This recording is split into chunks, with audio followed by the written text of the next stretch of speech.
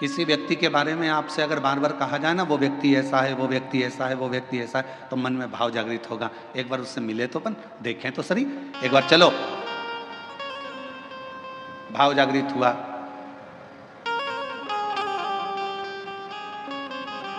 कल हम विशाल संचेती जी से कह रहे थे कि विशाल जी, आप 2-4 बार तो कुबेरेश्वर धाम आ गए होगे। तो विशाल संचेती जी कह रहे थे, नहीं गुरु जी, 2-4 बार नहीं, ना जाने कुबेरेश्वर धाम पर क्या है, मैं 8 से 10 बार कुबेरेश्वर धाम पहुंच गया, बाबा के धाम पर।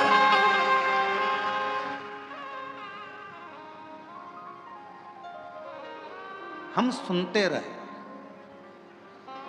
शिव ऐसे हैं, शिव महापुराण की कथा ऐसी है, कुबेरेश्वर धाम ऐसा है, बाबा का धाम ऐसा है। हम बार बार सुनते हैं तो हमारे मन में मिलने की एक आस जागृत हो जाती।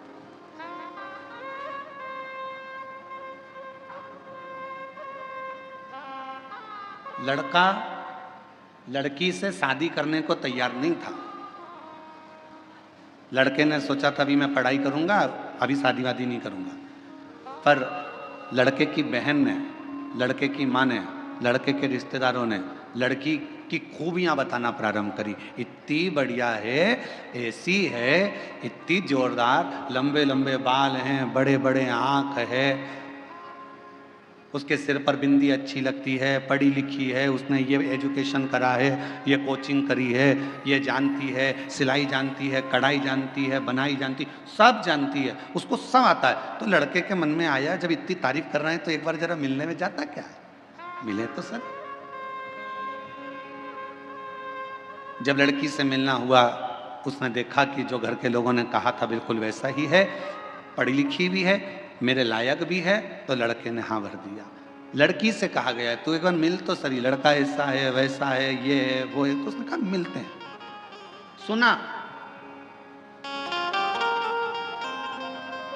सुना तो प्रेम जागृत हुआ। अब आप लोग क्या कर रहे हो, शिव महापुराण की कथा को सुन रहे हो।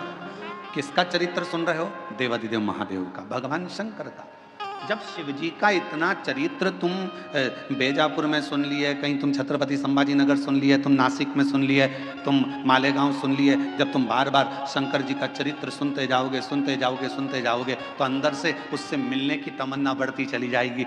एक बार जरा शंकर जी से मिलूं तो सही, कि उनकी कथा इतनी सुंदर है तो वो कितना सुंदर होगा। ये विचारणीय बात।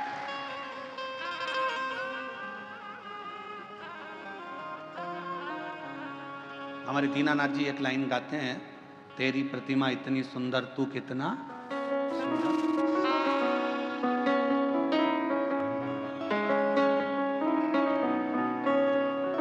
जिसकी रचना इतनी सुंदर, वो कितना सुंदर होगा, वो कितना सुंदर होगा। जरा विचार करिए, उसकी केवल कथा सुनिए, केवल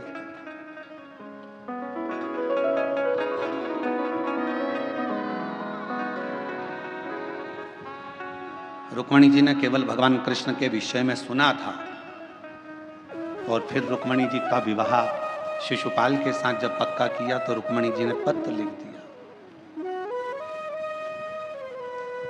इस सतगुरु मेरो संदेश हरि से जा सुना दे,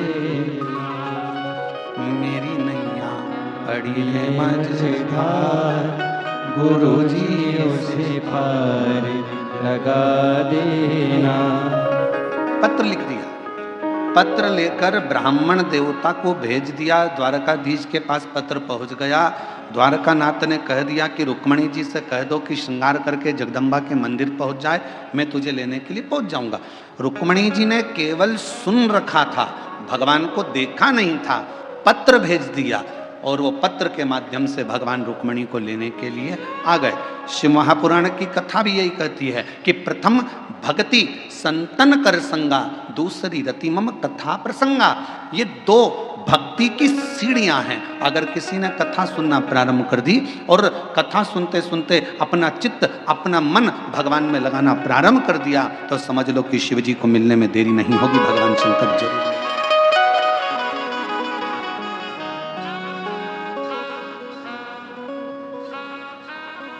और शंभु शरण पड़ी मांगो घड़ी रे घड़ी, दुख काटो दया करी दर्शन आपो। ओ शंभो शरण पड़ी मांगो घड़ी रे घड़ी, दुख काटो दया करीने दर्शन आपो। केवल कथा को सुनते सुनते भगवान का भजन करते करते करते करते आप उसके करीब में पहुंच गए।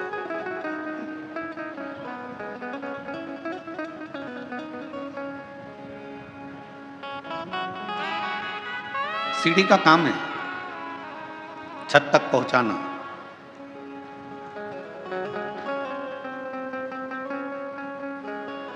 भगवान की कथा का काम है आपको भगवान के चरणारविंद तक पहुंचाना। सीढ़ी केवल आपको छत तक पहुंचाएगी, पर भगवान की कथा आपको भगवान के चरणारविंद तक पहुंचाकर ही रहेगी, परमात्मा तक पहुंचाएगी।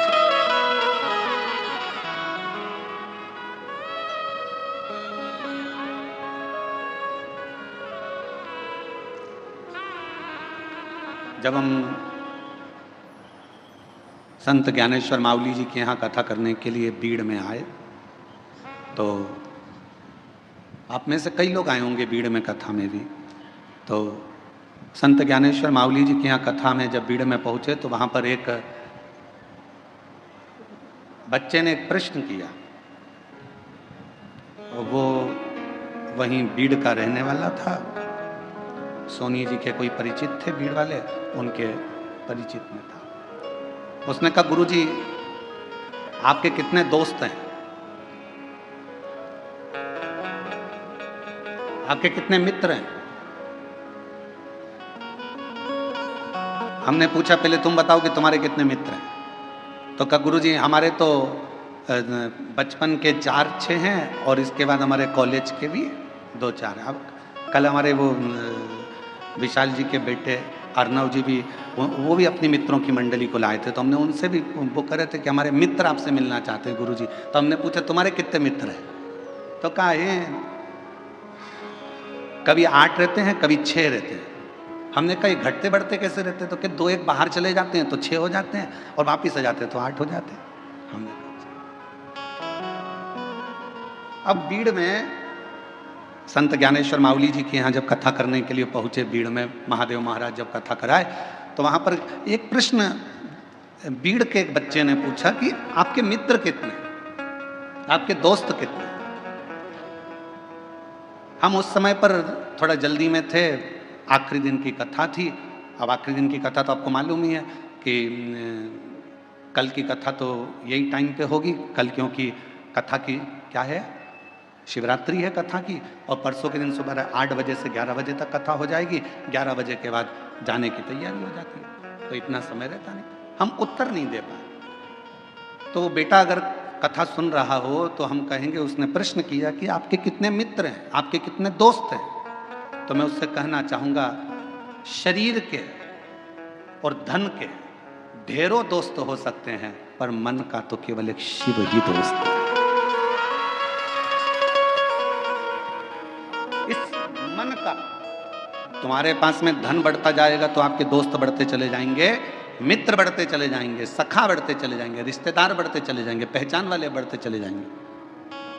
तन अच्छा है, शरीर में कोई रोग नहीं है, तो तुम्हारे दोस्त बढ़ते चले जाएंगे। शरीर में अगर एक भी रोग आ गया तुम हॉस्पिटल में पड़ गए और शरीर अगर बेकार होना चालू हो गया, धीरे धीरे दोस्त तुम हो जाए। तन के और धन के दोस्त बहुत हो सकते हैं, पर मन का तो केवल एक ही दोस्त है, और वो देवाधिदेव महा वो मित्र।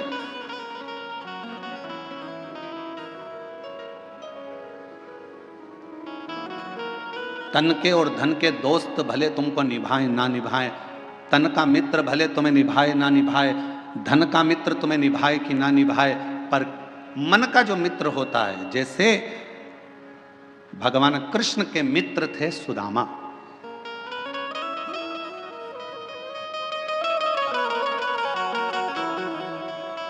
और सुदामा जी को निभाया भगवान कृष्ण ने।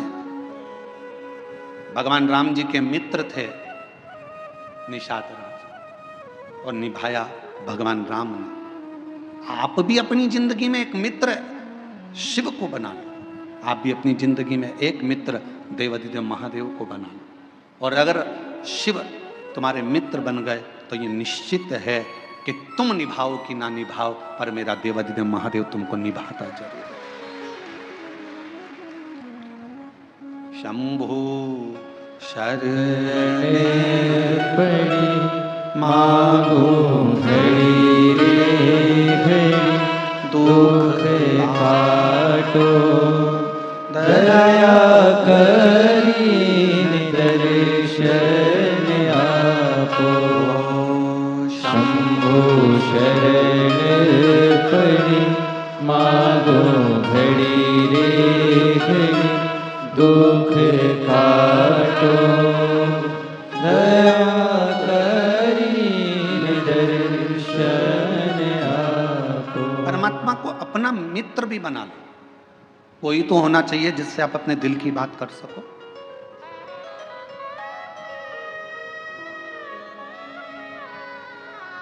और तुम निभाओ ना निभाओ, वो निभाना जानता है।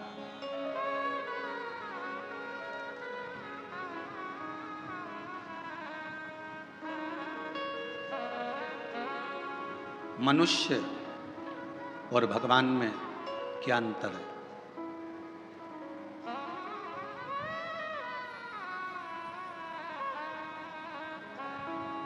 मनुष्य और भगवान में क्या अंतर है? मानव में और परमात्मा में क्या अंतर है? शिव महापुराण की कथा कहती है मनुष्य और भगवान में एक सबसे बड़ा अंतर यह है कि भगवान गलती नहीं करता और मनुष्य गलती पर गलती करता ही रहता है। जिस मानव से, जिस मनुष्य से पृथ्वी पर जन्म लेने के बाद अगर गलती नहीं हो रही है तो समझ लेना कि वो मनुष्य ही नहीं है। मानव का शरीर गलती का पुतला होता है, इसमें थोड़ी थोड़ी गलतियां तो जीवन में मानव के शरीर में होती ही रहती है। सास बहू को चिल्ला कर कह दे तूने फिर गलती कर दी, बहू को कह देना चाहिए मम्मी मनुष्य हूं ना, इंसान हूं ना, तो गलती तो होगी। और आप अगर भगवान हो ना सासू जी तो माफ करना चालू कर दो। मैं इंसान हूं, आप भगवान हो, माफ कर दो।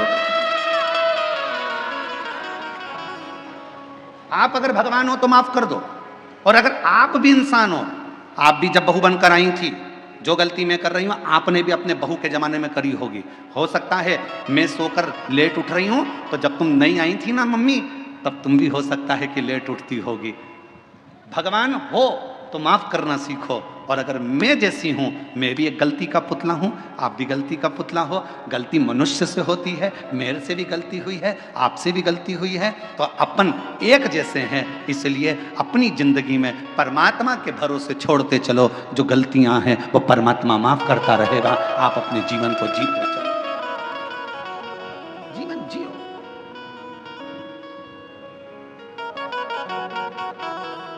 कोई तुमसे कह दे मैं गलती नहीं करता, तो उसके पांव पड़ लेना, तुम तो भगवान हो जी, तुम तो भगवान हो, तुम ही में सब कुछ दिखता है। तुम ही राम हो, तुम ही कृष्ण हो, तुम ही शिव हो, तुम ही जगदम्बा हो।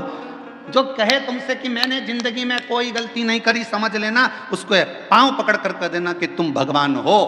परंतु हम तो इंसान हैं, आज भी गलती कर रहे हैं और आगे भी गलती करेंगे, क्योंकि मनुष्य का शरीर मिला है ये पूर्ण परमात्मा बनने के लिए नहीं मिला, इंसान को इंसान बनने के लिए मिला। मेहनत करोगे, परिश्रम करोगे, उन्नति की सीढ़ी पर चढ़ोगे, आगे बढ़ोगे तो कोई ना कोई गलती हो जाएगी, ठोकर लगेगी तो संभलोगे।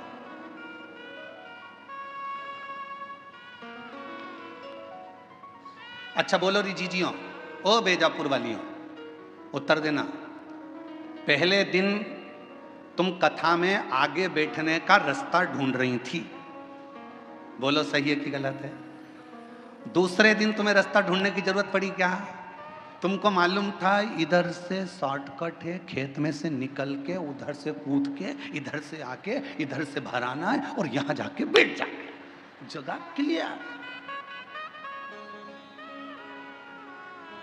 और तुम्हें रास्ता याद था तो तुमने क्या करा, अपनी रिश्तेदार को, वो कह रही थी उधर से, तू चुप है, उससे पे पल्लू वल्लू लेके और तुम्हें पीछे पीछे पीछे पीछे चल चल, और उसको भी रास्ते पे।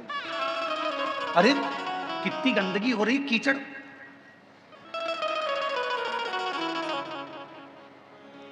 चल इतनी और घुमाती फिराती कीचड़ में, और उसकी भी चप्पल हो गई कीचड़ में। चप्पल को जानते चूल्हा में, तू चल, और चप्पल रख ली झोला में और कथा में आगे लाकर बिठा दिया। जब दोनों चली तो फिर सहेली ने कहा कितनी जोरदार जगह मिल गई थी ना बैठने के लिए, इतनी अच्छी जगह, ये तो सोचा ही था। अब चप्पल तो जैसी कथा पूरी हुई रोड पे निकली और निकलते सी पानी की बोतल में चप्पल घिस घुसा के तैयार करके पाँव में पहन के फिर पल्लू। अब जरा विचार करिए, पहले दिन जगह ढूंढने में थोड़ा परिश्रम लगा, दूसरे दिन तुम्हें खुद जगह मिल गई, तीसरे दिन तुम अपनी सहेली को भी बिठा ली, चौथे दिन अपने परिवार वालों को भी बिठा ली और जगह तुम्हारे पास हो गई।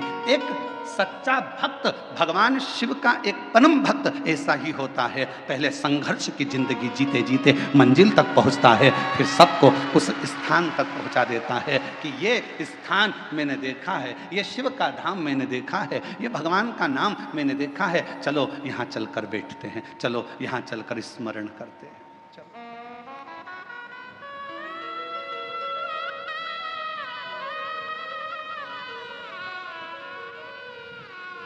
कथा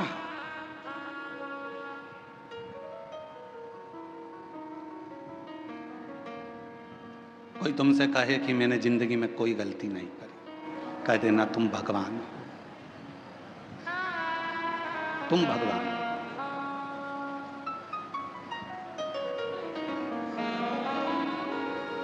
और तुम गलती नहीं करे हो, तुम भगवान हो सकते हो, पर मैं तो इंसान हूं, मनुष्य।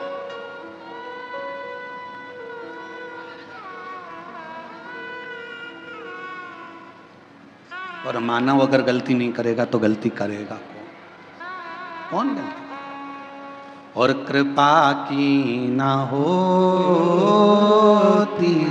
जो आदत तुम्हारी तो सुनी अदालत तुम्हारी, गरीबों के दिल में जगह तुम ना पाते तो किस दिल में होती इबादत तुम्हारी, तो किस दिल में होती इबादत तुम्हारी, कृपा की न होती जो आदत तुम्हारी। तुम भगवान हो सकते हो, पर मैं तो इंसान की इंसान हूं। और फिर निवेदन है मेरी जीजियों, भगवान बनने की कोशिश भी मत करना और इंसान को भगवान बनने का प्रयास भी नहीं करना चाहिए।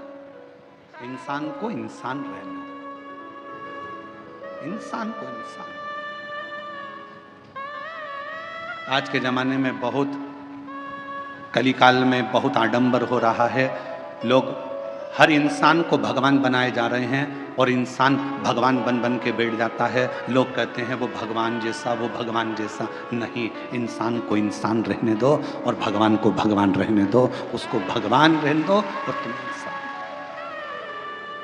भगवान मत बनना।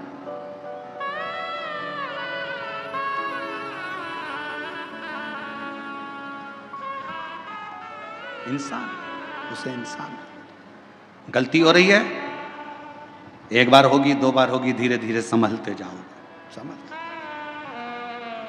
समझो, उसका काम है क्षमा करना और तुम्हारा काम है गलती करना। करो। गलती नहीं करोगे तो संभलोगे कैसे? एक पिता ने अपने बेटे से कहा, मैंने तुझे फैक्ट्री का काम सौंप दिया है, मैंने तुझे ऑफिस सौंप दिया है, मैंने तुझे पूरा काम सौंप दिया है। एक बात सुन लेना, घाटा नहीं लगना चाहिए।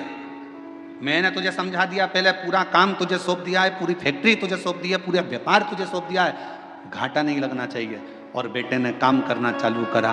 काम करते करते उसकी कहीं बाहर देश में पहचान बढ़ गई। उसने अपना माल पूरा विदेश में बेच दिया, बेचा, और विदेश में माल अटक गया, अटका, पैसा अटक गया। मालूम पड़ा वो लड़का कर्जे में डूब गया। बाप ने कहा, मैंने पूरी फैक्ट्री तुझे दे दी थी, मैंने पूरी कंपनी तुझे दे दी थी, मैंने तुझे पूरा ऑफिस दे दिया था, और तूने कर्जे में लाकर छोड़ दिया, तूने कर्जे में लाकर डुबो दिया। बेटा कहता है, पापा गलती हुई है, सुधारूंगा, थोड़ा समय। अब पिता को चाहिए कि बेटे को बल दे, कोई बात नहीं, हो गई, मेहनत करना, फिर मेहनत करना, धीरे धीरे बढ़ना, हो सकता है फिर उन्नति की सीढ़ी पर चढ़ जाएं। गलती बेटे के सामने हुई, बेटे ने फिर मेहनत करी। मेहनत करते करते बेटा जितना माल गया था उससे 1000 गुने माल का फिर मालिक बनकर बैठ गया, फिर बैठा। और अब वो बेटा गलती नहीं करता। क्यों? क्योंकि पहले माल भेजने में गलती हो गई थी, पहले ऐसे गलती हो गई थी, अब नहीं होगी। किसी किसी को तो भगवान भी पृथ्वी पर जन्म देने के बाद सोचता है, इसको तो भेजना ही नहीं था तो अच्छा था। मालूम क्या था कि इतनी निंदा, इतनी बुराई, इतनी चुगली, इतने अपशब्द, इतनी गाली, इतना आड़ा टेढ़ा बोलेगी, इतना अपशब्द बोलेगा, ऐसा रहेगा, दिन भर बेकार काम करेगा, लोगों का दिल दुखाएगा। तो भगवान भी सोचता है, इसको एक बार तो जन्म दे दिया, अगली बार नहीं भेजना इसको, चाहे कुछ भी हो जाए, इसको 94 तरह के नरकों में पटक देना, पर पृथ्वी पर मत भेजना इसको। इतना झूठ, इतना छल, इतना प्रपंच, इतने गलत शब्द, इतना अपशब्द, इसको पृथ्वी पर मत भेजना। अब भेज दिया। और कृपा की ना होती जो आदत तुम्हारी, तो सोनी ही रहती अदालत तुम्हारी। गरीबों के दिल में जगह तुम ना पाते, तो किस दिल में होती इबादत तुम्हारी, तो किस दिल में होती इबादत तुम्हारी। हो जाए गलती, हो जाए तो कोई बात नहीं, पर भगवान नहीं बनना अपन को, अपन इंसान के इंसान। सत्संग, कथा, स्मरण भगवान के करीब में लेकर जाता है।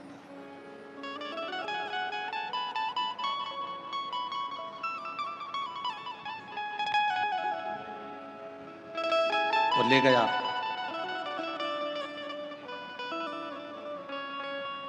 भागीरथ जी ने 60,000 काकाओं के उद्धार के लिए गंगा को पृथ्वी पर लाने के लिए तप करा। भागीरथ बाबा, गंगा पृथ्वी पर आती नहीं है। क्यों? क्योंकि मैं अगर पृथ्वी पर चली गई तो पाताल में चली जाऊंगी। गंगा को झेलने वाला, गंगा को संभालने वाला कोई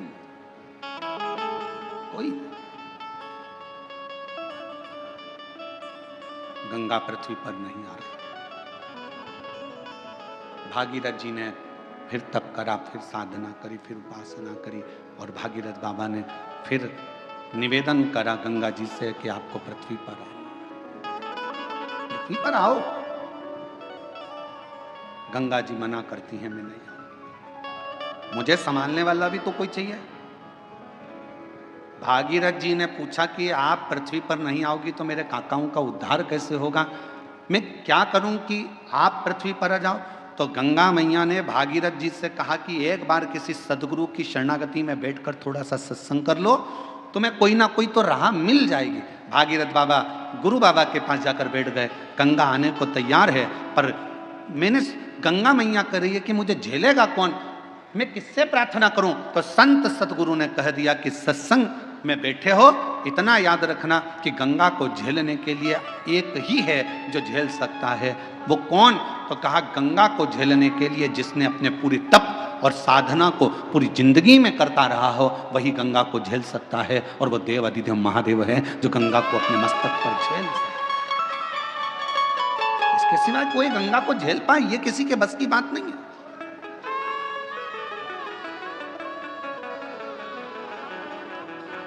भागीरथ जी ने शिव जी की आराधना करी। बाबा भोलेनाथ जी से विनय करा।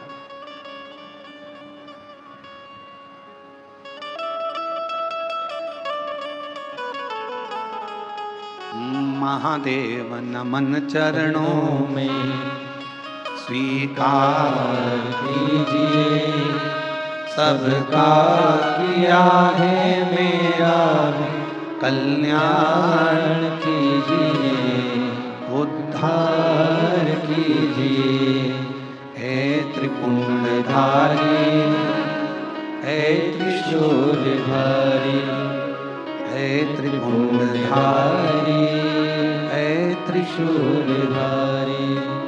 चरणों में तेरे बाबा जी पावन है चारों धाम, तेरी देव करते वंदना पूजे सीताराम। तेरी देव करते वंदना पूजे है सीताराम। हो जाए पूरी कामना, हो जाए पूरी कामना, उपकार कीजिए, सबका किया है मेरा उद्धार कीजिए, कल्याण कीजिए। हे त्रिपुंडधारी, हे त्रिशूलधारी, हे त्रिपुंडधारी, हे त्रिशूलधारी। आप कुछ कृपा करो। भागीरथ जी ने भगवान शिव की आराधना करना प्रारंभ करी। शिव जी के लिए अखंड तप किया भागीरथ बाबा ने, ऐसी अखंड साधना करी कि भगवान शंकर का कैलाश धाम हिल जाए, पर शिव का कैलाश नहीं हिला। भागीरथ जी ने खूब तप करा, पर शंकर भगवान का कैलाश धाम नहीं हिल पाया, हिला ही नहीं।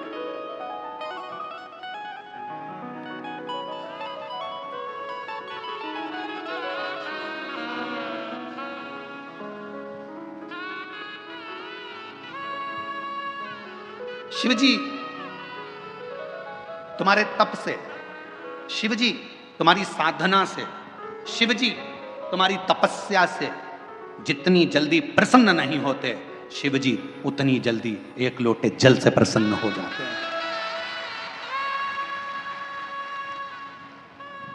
और फिर निवेदन करूंगा, सावन का महीना लगते से ही मेरी जीजियों से निवेदन है, एक लोटा जल नहीं, कितना, 2 लोटा जल, दोनों हाथ में भरा हुआ। घर से निकलो तो 2 हाथ में हो, बाहर निकल कर भले फिर एक के ऊपर एक रख लो, मना नहीं। पर शंकर के मंदिर में जब पहुंचो, दोनों हाथ में जल हो और शिव जी के ऊपर दोनों धार एक साथ, बाबा के धार जल की 2 एक साथ लगना चाहिए और शिव जी से अपने मन की प्रार्थना करना चाहिए। शिव स्वीकार करें। भागीरथ जी ने तप करा, शिव जी का कैलाश नहीं हिला। साधना करी, शिव जी का कैलाश नहीं हिला। तप साधना से शिव का धाम नहीं हिला, क्योंकि शिव तप से, शिव साधना से, शिव तपस्या से, शिव तुम्हारी साधना से जितनी जल्दी प्रसन्न नहीं होते, तप से जितनी जल्दी प्रसन्न नहीं होते, भगवान शंकर तुम्हारी साधना से जितनी जल्दी प्रसन्न नहीं होते, मेरा देव अधिदेव महादेव उतनी जल्दी एक लोटा जल से प्रसन्न हो जाते। एक लोटा जल, सारी समस्या का हल। जम के बोलो जरा, एक लोटा जल। यह भगवान शिव को प्रसन्न करने का सबसे सुंदर तरीका है। तुम शिव जी को चिरौंजी का भोग लगाओ ना लगाओ, खड़ी शक्कर लगाओ ना लगाओ, तुम शंकर भगवान को बेलपत्र चढ़ाओ ना चढ़ाओ, तुम शिव जी को कुछ दो चाहे ना दो, भगवान शंकर को तुम श्रीफल दो चाहे मत दो, पर शिव जी को केवल एक लोटा जल देती।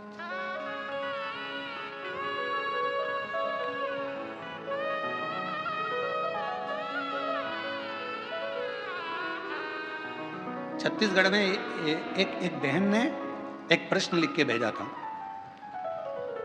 कि भगवान के मंदिर में नारियल क्यों तोड़ा जाता है।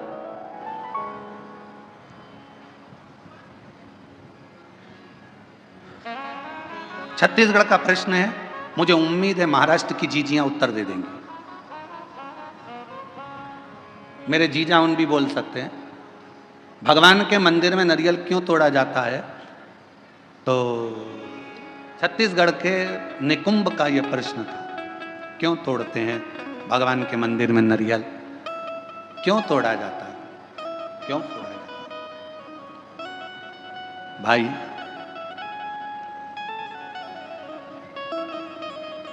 कहा तो कहा भगवान को प्रसन्न करने के लिए, पर हमसे अगर हमारे हम अब इस जगह पर हम हमारे शिव पुराण की बात नहीं कर रहे हैं, हम हमारे दिल की बात कर रहे हैं, हमारे मन की बात कर रहे हैं। ये हम हमारे मन से कर रहे हैं कि जीजी ने पूछा कि भगवान के मंदिर में नारियल क्यों तोड़ा जाता है, तो शायद मेरा दिल कहता है कि भगवान भी कहते होंगे, तू मेरे मंदिर में नारियल तोड़ ले पर अपने घर को मत टूटने देना, तू मेरे मंदिर में नारियल तोड़ ले पर अपने राष्ट्र को मत टूटने देना, तू मेरे मंदिर में नारियल तोड़ ले पर अपने सनातन को मत टूटने देना, वो नारियल के रूप में स्वीकार। ये मेरा दिल करता है। किसी को गलत लगे तो मैं क्षमा चाहता हूं इस बात के लिए, पर मेरा मन कहता है कि मेरा शिव कहता होगा, मेरे राम कहते होंगे, मेरे हनुमान कहते होंगे, मेरे भगवान कहते होंगे कि मेरे सामने तू नारियल तोड़ ले पर अपना घर मत टूटने देना, मेरे सामने तू नारियल तोड़ ले पर सनातन धर्म मत टूटने देना, मेरे सामने नारियल तोड़ ले पर हिंदू धर्म मत टूटने देना, और मेरे सामने नारियल तोड़ ले पर मेरे राष्ट्र को मत टूटने देना। मुझे स्वीकृत है।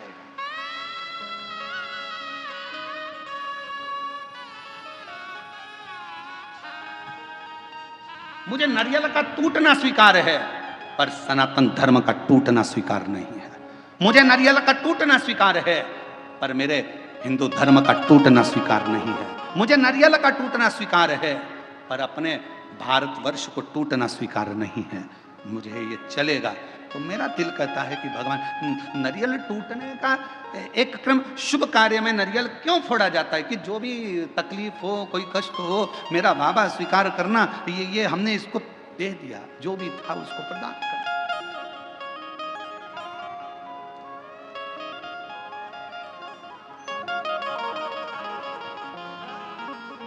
और इसीलिए शायद एक रहोगे तो सेफ रहोगे, शायद दुनिया के लोगों के लिए नारा इसीलिए एक बाबा ने दे दिया उत्तर प्रदेश के। इसीलिए उत्तर प्रदेश के एक बाबा जी ने नारा दे दिया कि एक रहोगे तो सेफ रहना है तो एक रहना। पर अभी बहुत विचित्र, बहुत बड़ा एक चक्रव्यूह रचा जा रहा है समाजों को तोड़ने के लिए। एक बहुत बड़ा चक्रव्यूह रचा जा रहा है। हम ये समाज के हैं, हम वो समाज के हैं, ऐसा हो गया वैसा हो गया। मेरा तो हाथ जोड़कर निवेदन है, इन सब बातों को भूल जाओ। हम सनातनी हैं, हम हिंदू हैं, हम एक रहें, इससे बढ़कर मत टूटो। जरा से वोट बैंक के चक्कर में समाजों में ना टूटा जाए। हमें मनु और शत्रुपा, शिव महापुराण की कथा, विष्णु पुराण की कथा, अग्नि पुराण की कथा, नर्मदा पुराण की कथा, लिंग पुराण की कथा, नारद पुराण की कथा, ब्रह्म विवर्त पुराण की कथा, बरहा पुराण की कथा, कुर्म पुराण की कथा, जितनी भी कथा निकालोगे सारी कथा में एक चरित्र आएगा। ब्रह्मा जी सृष्टि की रचना भगवान शिव के कहने पर करते हैं। सृष्टि की रचना करने पर ब्रह्मा अपनी जंघा से मनु शत्रुपा को प्रकट करते हैं, और वो मनु और शत्रुपा की संतान आप और हम आज तक हैं। एक की संतान है। मनु और शत्रुपा की औलाद आप और हम हैं। हमें यह पैदा नहीं करा गया कि तुम ब्राह्मण थे कि क्षत्रिय थे कि वैश्य थे कि शूद्र थे। उसने तो हमें मनुष्य बनाकर पैदा करा था, भगवान ने अपना बनाकर पैदा करा था। और जब भी माँ और बाप अपने बच्चे को जन्म देते हैं तो ये सोच कर जन्म देते हैं कि मेरा बेटा एक दिन मेरा नाम रोशन करेगा, एक दिन मेरा बेटा मेरे पद चिन्हों पर चलेगा। भगवान अपने माता पिता अपने बच्चे को इसलिए जन्म नहीं देते कि मेरा बेटा कोई ऐसा कार्य करेगा, गलत कार्य करेगा, बेकार करेगा। ना ना ना, वो उसने जन्म अच्छे कर्म के लिए दिया, श्रेष्ठ कर्म के लिए दिया। पर दुनिया के लोग हो सकता है थोड़ा मीठा बोलकर थोड़ा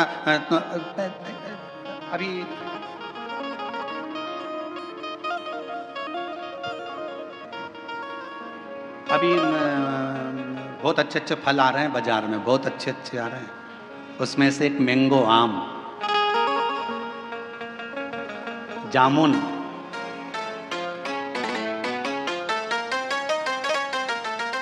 केला, पपीता, बहुत अच्छे अच्छे फल आ रहे हैं। जाम, अमरूद, बहुत अच्छे फल। फल वाले के पास जाकर फल खरीदिए। फल भी हमको प्रेरणा देते हैं, फल हमको ज्ञान देते हैं। थोड़ा खट्टा फल होगा ना, अच्छा है ले लो, ज्यादा मीठे के चक्कर में पड़ोगे ना, मीठा तो रहेगा पर फल के अंदर कीड़ा पड़ा रहेगा। फल मीठा है पर जितना मीठा फल होता है उतना अंदर से सड़ा होता है। जितना मीठा फल होता है उतना अंदर में कीड़ा होता है। इसलिए ज्यादा मीठा बोलने वालों से सावधान रहना। ये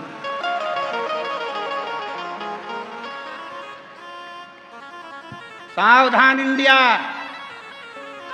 सावधान। पपीता दुकान वाला कह रहा बहुत मीठा, बहुत मीठा, बहुत मीठा। तुम लेके आ गए, अंदर से सड़ा था। आम इतना मीठा, इतना मीठा। थोड़ा खट्टा आम लाती ना, सड़ा नहीं रहता, क्योंकि जिसकी बाड़ी थोड़ी सी कड़वी रहती है ना, उसके अंदर खटास में अंदर कीड़े नहीं रहते। मुंह से बोल दिया सफाचट, एक बार बोल दिया, बेकार लगे अच्छा लगे, क्योंकि खट्टा खट्टा है, जो है, कड़वा कड़वा है, जो है। पर मीठा फल अंदर कीड़ा बैठा रहता है, मीठा फल अंदर से सड़ा रहता है। इसलिए थोड़ी सावधानी रखना। दुनिया के लोग कहें बहुत मिलेंगे आपको, बहुत आते रहेंगे लोग बाग, तुम्हारे से बहुत मीठी मीठी बातें करेंगे, बहुत मीठा बोलेंगे और बाद में तुमसे कहेंगे क्यों थोड़ा मीठा। तुम देखना जिसको पैसे की जरूरत होती है कितना मीठा बोलता है। जी जी, जीजा जी, जीजा जी। और पैसा लेके चले गया 5-10 हजार, उसके बाद तुम मांगने जाओ तब खा के भग रहे हैं, लौटा देंगे। व्यर्थ की बात नहीं करना, रिश्तेदारी में फालतू की फूट मत डालो। हम आएंगे देंगे, मना नहीं कर रहे। अरे मिठास में कीड़ा हो सकता है, मिठास पर खटास में कीड़ा नहीं हो सकता। सावधान रहें, थोड़ा सतर्क रहें। सतर्क होना जरूरी है। मेरे शंकर भगवान की कथा कहती है, शिव जी का कैलाश धाम नहीं हिला। बहुत तप करा, भागीरथ जी ने साधना करी, तप करा, पर भगवान शंकर का कैलाश नहीं हिला, क्योंकि उनने तप करा था। अगर तप की जगह पर एक लोटा जल लेकर पार्थिव लिंग का निर्माण कर कर शिव जी को जल चढ़ा देते, मेरा शंकर सामने प्रकट हो जाता। और आखिरी में भागीरथ जी ने देखा शिव जी प्रकट नहीं होते, तब भागीरथ बाबा ने वही किया जो आप करते हैं। एक लोटा जल मेरे भागीरथ बाबा ने शिव को हृदय का जल चढ़ाना प्रारंभ करा तो शिव सामने आकर प्रकट हो गए। मांग तुझे क्या चाहिए भागीरथ, बोल तुझे क्या, क्या दूं, क्या दूं। तो भागीरथ बाबा ने कहा, प्रभु बस गंगा जी पृथ्वी पर आना चाहती हैं, पृथ्वी पर आएंगी तो पाताल में चली जाएंगी। आप कृपा करो कि ये गंगा को अपने जटा में झेल। शिव जी ने कहा जटा में, हाँ। कितने चतुर थे भागीरथ जी, उन्होंने गंगा जी को हाथ में झेलने का नहीं बोला, उन्होंने गंगा जी को हृदय में झेलने का नहीं बोला, उन्होंने गंगा जी को सिर पर झेलने का, जटाओं में झेलने का बोला। क्यों? क्योंकि भागीरथ बाबा जानते थे हृदय में शिव के माँ गौरा विराजमान है, हाथों में शिव के शिव भक्तों की डोर थमी हुई है। सिर पर अगर गंगा बैठ गई तो शिव भक्तों का भी कल्याण करेगी और जगत का भी कल्याण करेगी। सिर पर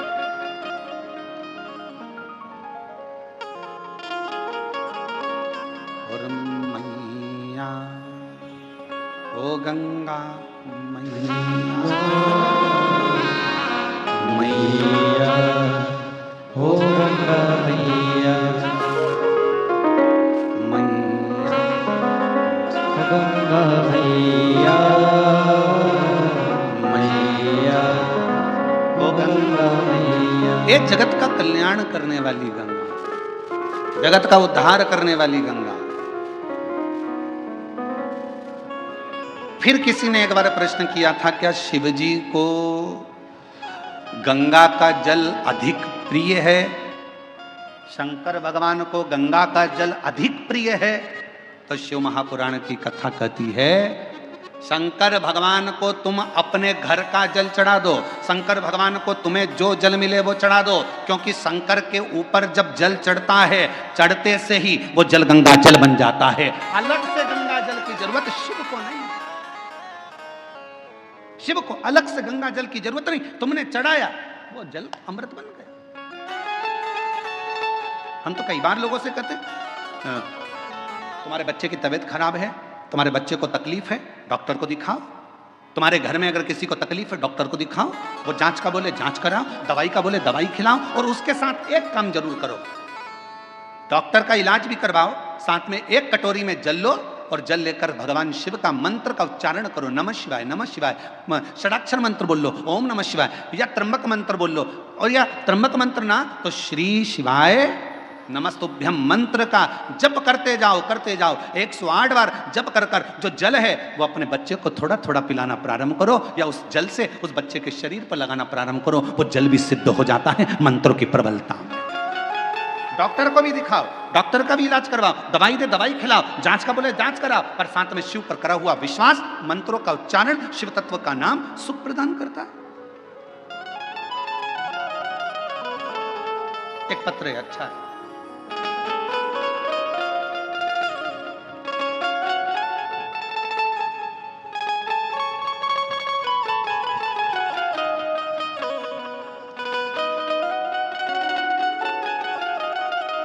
दिव्या गुलाब सिंह राजपूत, जन्म दिनांक 22/7/2008, मुकाम पोस्ट जय सिंह नगर, महाराणा प्रताप, तालुका गंगापुर, जिला छत्रपति संभाजी नगर। मोबाइल नंबर ये है। कहीं बैठी हो आप ही हैं? बच्ची आई है साथ? आ जाओ, ले आओ। मैं दिव्या राजपूत, बाबा की कृपा से मेरी जन्मजात एक बीमारी है किडनी की। मेरी एक किडनी पूरी बेकार है और दूसरी किडनी मेरी 20% काम कर रही है। डॉक्टर ने कहा था कि सिर्फ 2 साल तक जीवित रह सकती है, पर शिवजी पे भरोसा कर कर आज तक जीवित हूं। ये मेरे शंकर की करुणा है, मेरे शिव की उदार। गुरुदेव, पहली किडनी तो थी नहीं, दूसरी भी 20% ही बची थी, तो डॉक्टर ने मुझे 2 साल दिए थे कि अब तुम 2 साल से ज़्यादा नहीं रहो, पर बाबा की कृपा से मैं जीवित हूँ, अच्छी हूँ। गुरुदेव, मैं हर जगह कथा में पहुंची।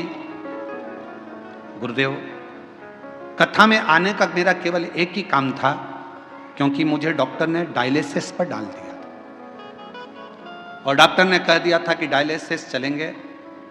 अब मन करता था कि डायलिसिस की जिंदगी क्या जिंदगी। तब किसी ने कहा कि अगर पंडाल में बैठकर शिव महापुराण की कथा सुनी जाए, शिवजी को 1 लोटा जल चढ़ाया जाए, तो उसका फल जरूर मिलता है। और बाबा की ऐसी कृपा हुई, मैंने नागपुर, सीहोर, छत्रपति संभाजी नगर में कथा को सुना और बेजापुर पंडाल में भी कथा सुनने के लिए आई हूँ। बाबा डायलिसिस की बात आई, कथा सुनने के बाद, शिवजी पे जल चढ़ाकर बेलपत्र लेने के बाद फिर मैं वापिस डॉक्टर साहब के पास डायलिसिस की जांच के लिए पहुंची तो डॉक्टर ने कह दिया तुम्हारी रिपोर्ट पूरी नॉर्मल आ गई है, अब तुम्हें डायलिसिस की जरूरत नहीं है। पत्र को आप लोग देख सकते हो, पूरी रिपोर्ट नॉर्मल आ गई है, अब तुम्हें डायलिसिस की जरूरत नहीं है। मैं बाबा को यहाँ प्रणाम करने के लिए आई, मैं बाबा को नमन करने के लिए।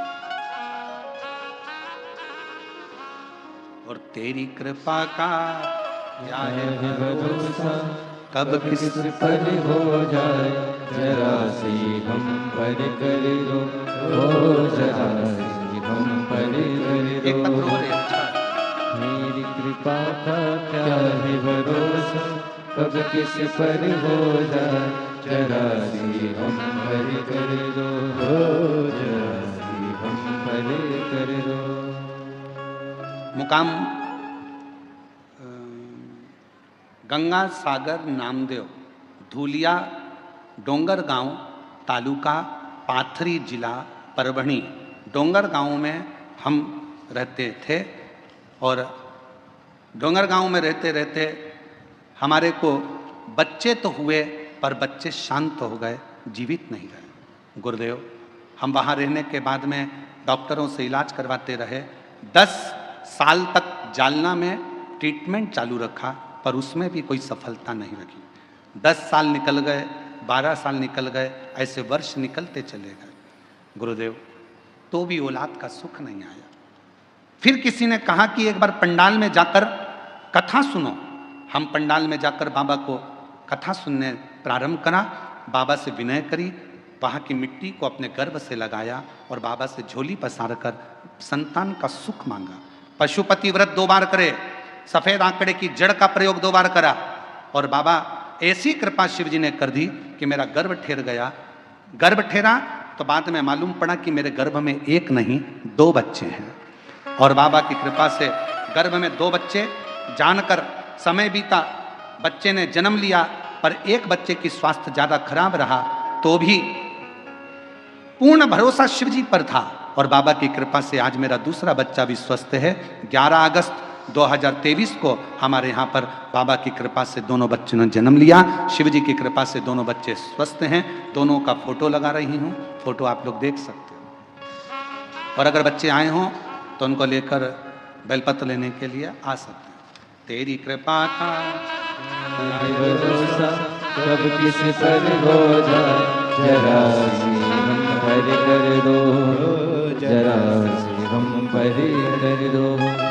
जिस पर भी हो गई तेरी करुणा कृपा वो भव पार हुआ, भव पार हुआ। पापी हो चाहे जितना उसका भी बाबा उद्धार हुआ, उद्धार हुआ। गिद्ध अजामिल गण का जैसे तेरे मन को भाई जरा से हम पर कर दो, जरा से हम पर कर दो। बेटी की एक किडनी तो जन्म से ही नहीं है, दूसरी किडनी 20% खराब हो गई थी। डॉक्टर ने 2 साल जीवित रहने का बोला था। बाबा पे भरोसा करती करती कथा सुनना और अभी कथा में आने से पहले 15 दिन पहले जांचें कराई। शिव जी की कृपा से किडनी ने काम करना प्रारंभ करा और अब रिपोर्ट नॉर्मल हुई। शिव की कृपा, शिव शंकर शंकर। और जिस पर भी हो गई तेरी करुणा कृपा वो भव पार हुआ, भव पार हुआ।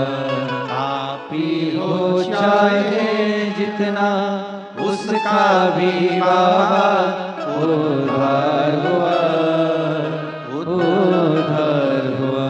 गिद्ध अजामिल गणिका जैसे तेरे मन को भाई जरा से हम पर कर दो, जरा से हम पर कर दो। तेरी कृपा का क्या है भरोसा, कब किस पर हो जाए, जरा सी हम पर कर दो। निवेदन करेंगे, दुनिया की दृष्टि में ये केवल शिव महापुराण की कथा है, पर कोई हमसे पूछे क्यों गुरुजी ये शिव पुराण की कथा है, हम कहेंगे ये केवल कथा नहीं है, बेटा और बेटी अपने बाप से बात कर ले शंकर भगवान से, ये वो शिव तत्व की आनंद है। उससे कहो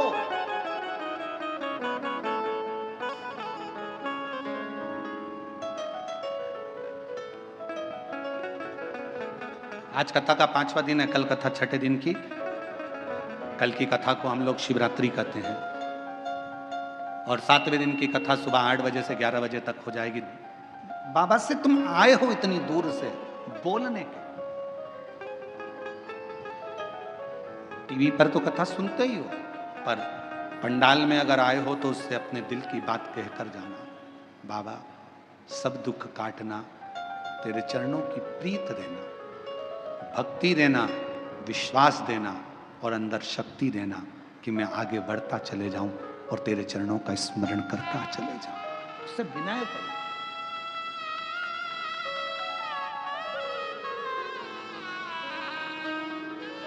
उससे विनय करो, निवेदन करो, सुने। पार्वती मैया ने भगवान शिव जी से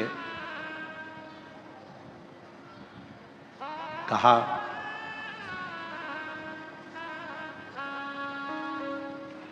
आप गंगा जी को सिर पर क्यों लिए हो, किस लिए? आप सबको मालूम होना चाहिए गंगा जी माता पार्वती जी की बड़ी बहन है।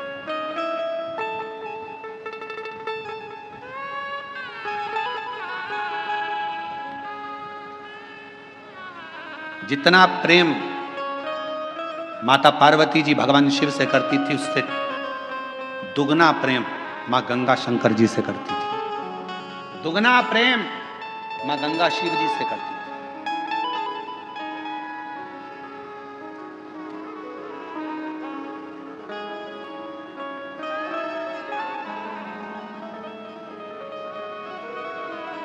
एक दिन पार्वती जी को मालूम पड़ा कि जितना स्नेह मैं करती हूँ, जितनी पूजन मैं करती हूँ, उतनी ही मेरी बड़ी बहन शिव जी से करती है, शिव जी की आराधना करती है, गंगा जी शंकर की पूजन करती है, उतनी। पार्वती जी की सहेली ने पार्वती जी से कहा कि गंगा जी तुम्हारी बड़ी बहन भी शंकर जी को पूजती हैं, पति बनाने के लिए बहुत प्रयास कर रही हैं और शिव जी को पति बनाना चाहती हैं, अनुष्ठान पर अनुष्ठान कर रही हैं, तप साधना कर रही हैं, गंगा जी बहुत पूजन पाठ कर रही हैं, स्मरण कर रही हैं। सहेलियों ने गंगा जी के लिए पार्वती जी के हृदय में कहा, तो पार्वती जी के हृदय में थोड़ी सी क्षुब्धता उत्पन्न हुई। पार्वती जी को लगा कि ये तो गंगा जी को नहीं करना चाहिए, तुम एक काम करो, कल अपन एक काम करते हैं, गंगा जी शिव जी से दूर हो जाए उसके लिए एक प्रयास करते हैं। और पार्वती जी की सहेली के कहने पर पार्वती जी की सहेली ने एक रचना रची और पार्वती जी की सहेली ने रचना रखकर कहा कि मैंने सुना है अगर कोई संत निकल कर जाते हैं और उनके ऊपर अगर पानी डाल दिया जाए, पानी का छींटा दे दिया जाए, तो संत प्रसन्न होकर वर दे देते हैं। गंगा जी ने कान लगाकर सुन लिया कि ऐसा करने से मुझे शिव मिल सकते हैं। सामने से दुर्वासा बाबा जाते हुए नजर आते, एक संत का जाना होता, गंगा जी का पानी का फेंकना होता और फेंकने पर जैसे ही जल फेंका, ऋषिवर को क्रोध आ गया और उन्होंने कह दिया, गंगा तूने एक संत का अपमान करा है, संत का अपमान।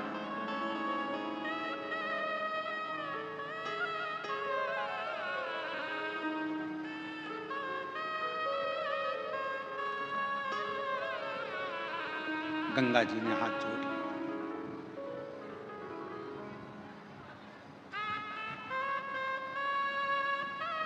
चरणों में मैं प्रणाम करती हूँ, क्षमा करिए, क्षमा करिए, मैं विनय करती हूँ, मुझे क्षमा कर। गंगा मैया ने क्षमा मांगी। समय आया, गंगा जी रोने लगी, आंखों से नीर बहने लगा। भगवान शिव ने जब पार्वती जी के सम्मुख में देखा, क्योंकि गंगा जी को क्रोध आ रहा था पार्वती जी पर कि पार्वती जी ने मुझे शिव जी से दूर करा, ये अपमान संतों का करवाया तो पार्वती ने करवाया, ये सोच लिया गंगा जी ने। तो गंगा जी बोली, पार्वती तूने मेरे साथ ऐसा करा, मैं तुझे श्राप देने को आतुर होती हूं। पर शिव जी ने रोका, पार्वती मेरी अर्धांगिनी बनेगी, इसको श्राप मत दो, गंगा रुको। गंगा ने कहा, पर मैं भी तो आपको प्रेम करती हूं, मैं भी तो आपको स्नेह करती हूं, तो मैं भी तो चाहती हूं आपको। शिव जी कहे, गंगा तुम चिंता मत करो, मेरी जितनी संतान होगी ना गंगा, सब तुम्हारे ही जल से प्रकट होगी, और दुनिया भले अर्धांगिनी मेरी पार्वती होगी, पर गंगा पार्वती अगर मेरे हृदय में रहेगी ना, तो गंगा तू मेरे मस्तक पर विराजमान रहेगी। तो चिंता मत कर, तो चिंता ना कर, क्यों चिंता कर। और भगवान शिव, भगवान ओघड़ रानी शंकर, भगवान भागीरथ जी के कहने पर गंगा मां को अपने सिर पर लेने को आतुर।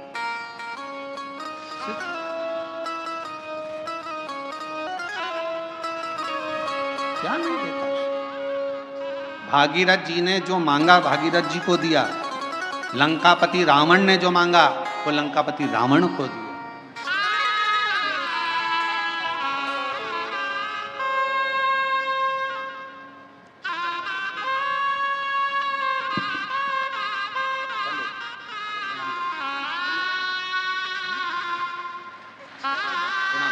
प्रणाम करो, चलिए प्रणाम करो, हाथ जोड़ो, प्रणाम करो, प्रणाम करो, प्रणाम करो, चलो जाओ, प्रणाम करो, प्रणाम करो।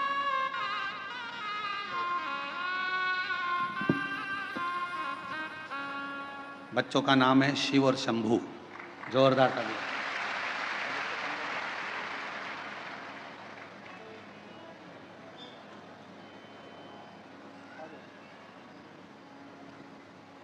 रावण को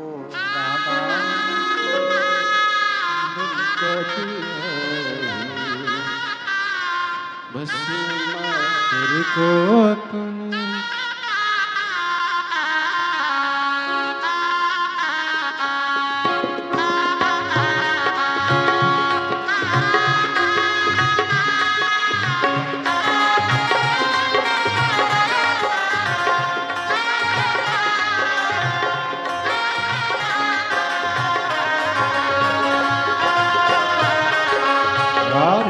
ताली सेवा देते हुए बड़े प्रेम से दोनों हाथों से।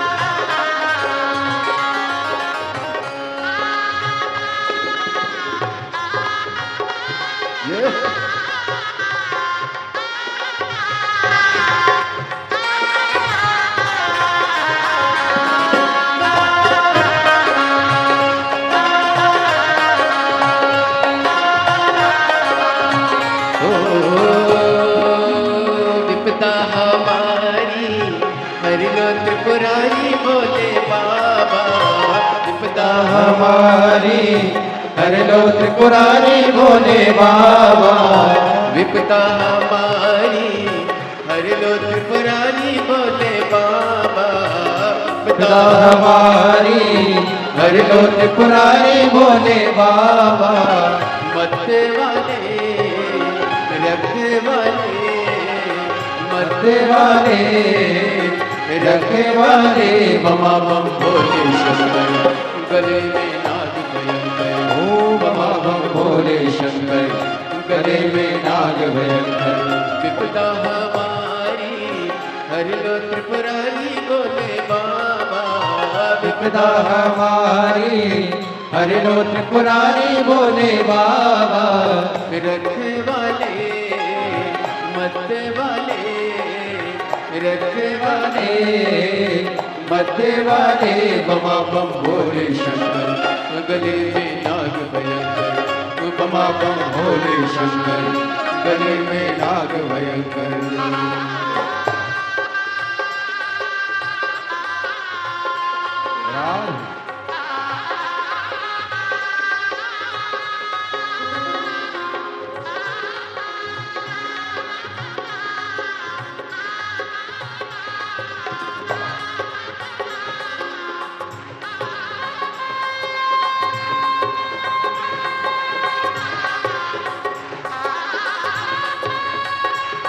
राम